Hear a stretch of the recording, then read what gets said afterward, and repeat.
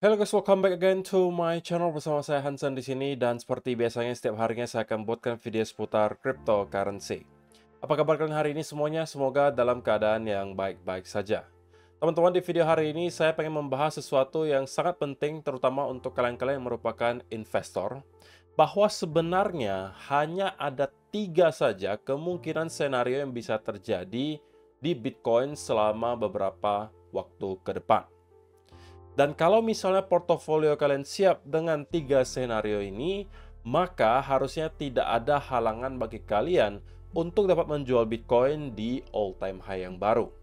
Tentunya juga di akhir video kita bakal membahas dari segi price action kira-kira apa yang terjadi dan apa yang bisa kita expect untuk beberapa waktu mendatang. Namun sebelum itu kita bakalan mulai dari CoinMarketCap terlebih dahulu. Per hari ini secara global market cap kripto berada di angka 1,41 triliun dolar atau turun sekitar 0,51%. Nah, di top 10 coin sendiri kita melihat keadaannya dominan berwarna merah, bahkan di top 10 semuanya merah. Penurunannya ranging antara 1, sekian persen hingga kurang lebih 5%. So, itu adalah outlook sementara dari beberapa top coin yang ada. Sekarang kita langsung aja masuk ke beberapa data dan berita terbaru hari ini.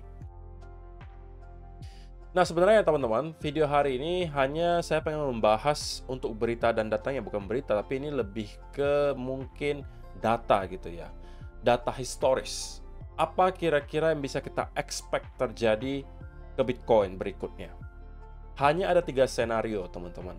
Salah satu senarionya adalah yang kita lihat di sini, bahwa walaupun kita memang melihat Bitcoin terus mengalami kenaikan dari yang awalnya di kurang lebih 16.000, sekarang sudah berada di kurang lebih 37.000 atau 36.000 dolar.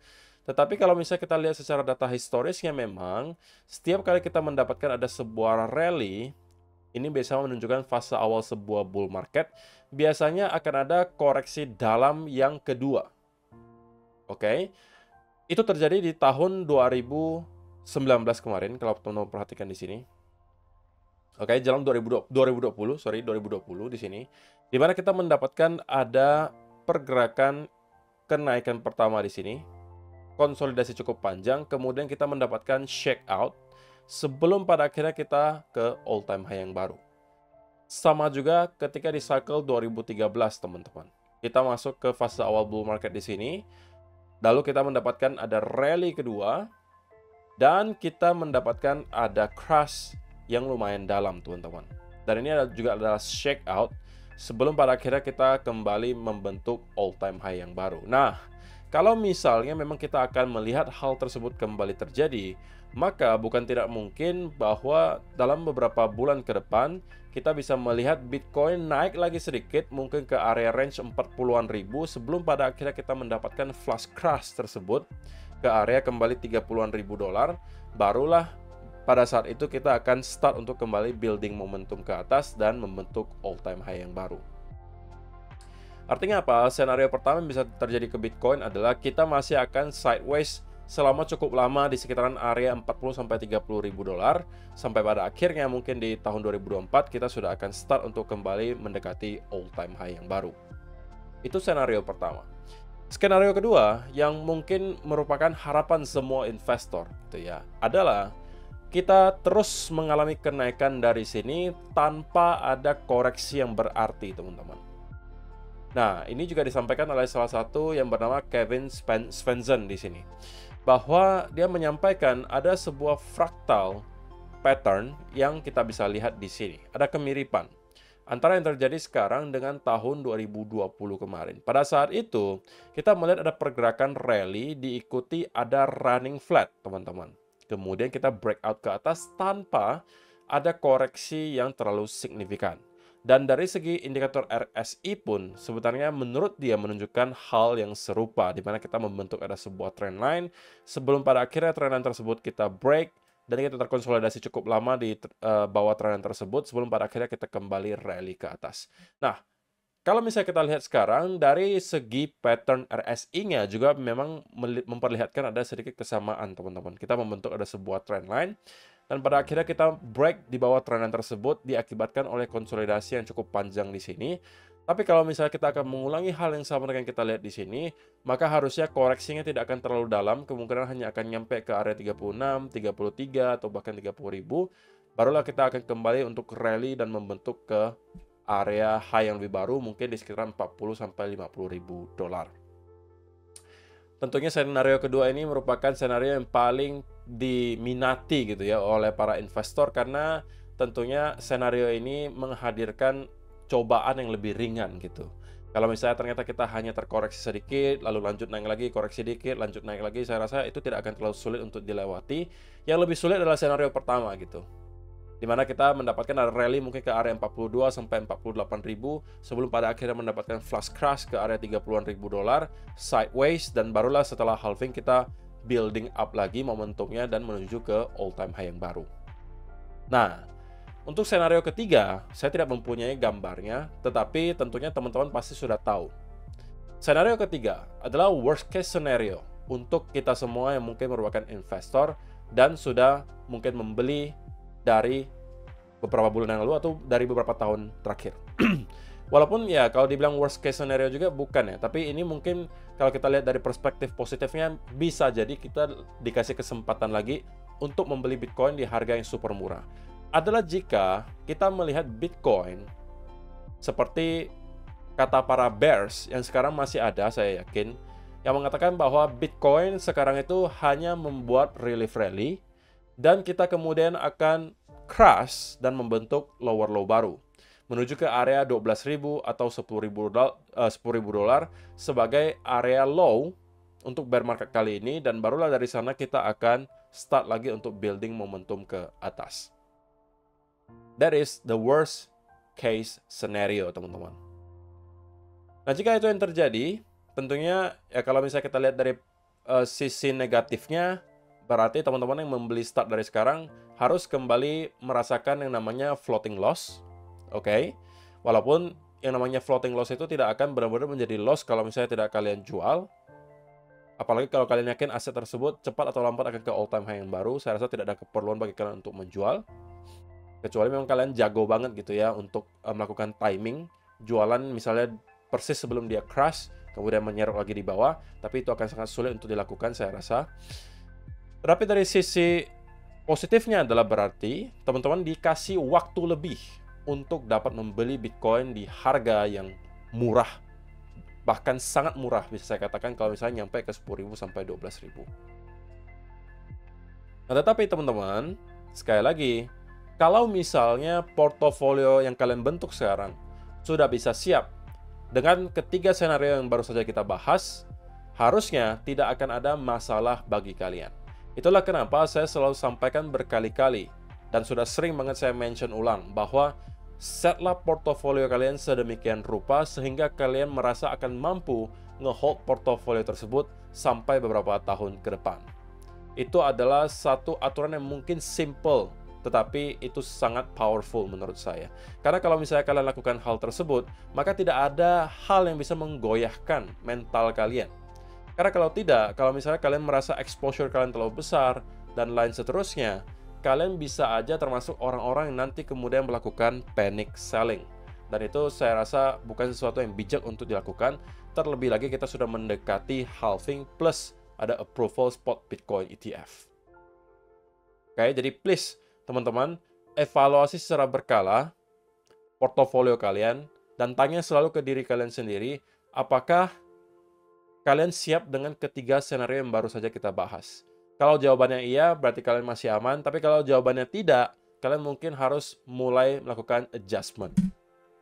Apapun yang harus kalian lakukan. Apakah kalian harus menjual sedikit Bitcoin kalian? Apakah kalian mungkin harus menjual semuanya? Apakah kalian harus mungkin mengalokasikan lebih banyak ke Bitcoin dan seterusnya? Banyak gitu ya, tergantung masing-masing. Karena mungkin setiap beberapa bulan sekali kan kalian mungkin mempunyai kebutuhan yang berbeda-beda gitu ya. Mungkin beberapa bulan yang lalu kalian lagi nggak butuh duit misalnya untuk kalian pengen beli rumah misalnya. Atau katakanlah amit-amit gitu ya, yang awalnya kalian lagi punya kerjaan gitu kan. Dan mungkin kalian terkena PHK, amit-amit teman-teman. Kemudian kalian ke tempat lain bekerja, tapi misalnya gajinya tidak sebesar yang kemarin, sehingga kalian mungkin perlu uang lebih gitu ya. Jadi kalian harus sedikit banyak menjual aset kalian. Nah, itu bisa beda-beda case-nya untuk setiap orang gitu. Jadi intinya pertanyaan simpelnya hanya ke diri kalian.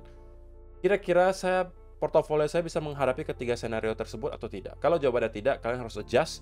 Kalau jawabannya iya, saya rasa kalian tidak akan tergoyahkan lagi secara mental apapun yang terjadi di Bitcoin selama beberapa bulan ke depan. Gitu ya.